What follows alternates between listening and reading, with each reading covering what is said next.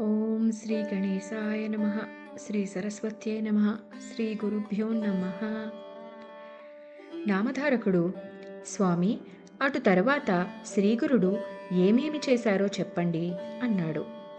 సిద్ధయోగి సంతోషించి ఇలా చెప్పారు. భోజనాలయ్యాక సాయం దేవుడు శ్రీగురుని పాదాలొత్తుతూ, సద్గురు, మీ పాదసేవ వలన నా జన్మ సత్కర్మలు సార్థకమయ్యాయి. మీ అనుగ్రహం వలన నా పితృదేవతలు కూడా తరించారు. ధన్యుణ్ణి.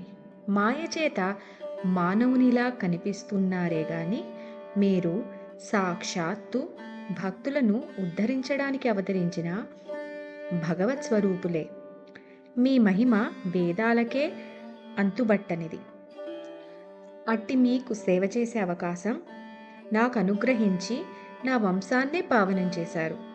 కానీ నాదొక విన్నపమున్నది. ప్రస్తుతము నేనొక కష్టంలో ఉన్నాను.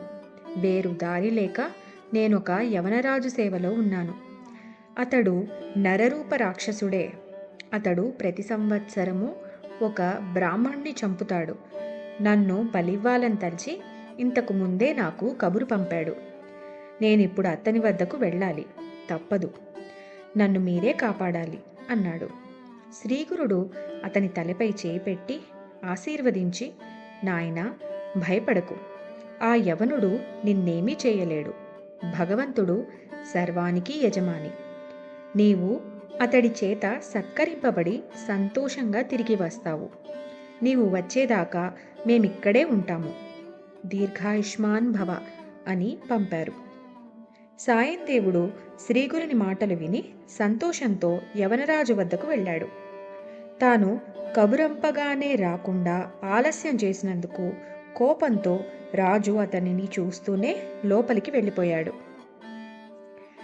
సాయందేవుడు భయంతో శ్రీగురుని ధ్యానించాడు.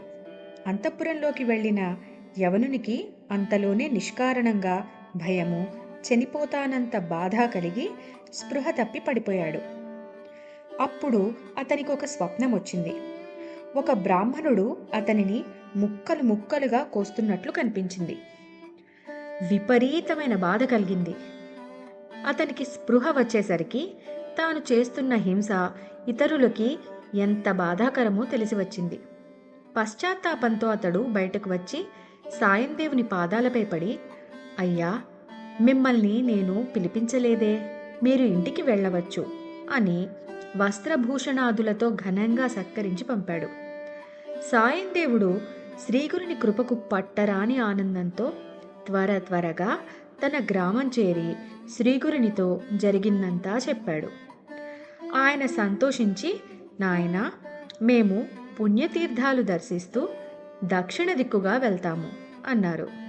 అతడు నమస్కరించి, స్వామి, నాకు మీరు ప్రసాదించిన ఈ జీవిత శేషాన్ని మీ సేవకే అంకితం చేస్తాను. నన్ను అనుగ్రహించండి. మీ పాద సన్నిధి విడిచి బ్రతుకలేను. నన్ను విడిచిపెట్టి వెళ్ళవద్దు. నేను కూడా మీ వెంట వస్తాను అని వేడుకున్నాడు.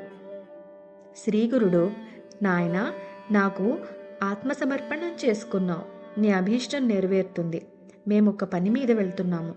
16 సంవత్సరాలకు మళ్ళీ మేము వచ్చి ఈ గ్రామానికి దగ్గరలోనే నివసిస్తాము.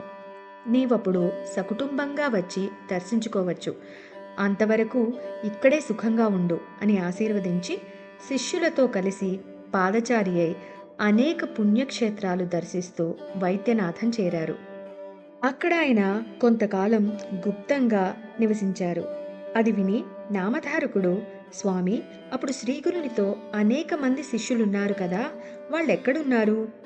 శ్రీగురుడు అక్కడ గుప్తంగా ఉండి ఏం చేశారు అని అడిగాడు. శ్రీ దత్తాయ గురువే నమః. శ్రీ శ్రీపాద శ్రీవల్లభాయ నమః. శ్రీ నృసింహ సరస్వతే నమః.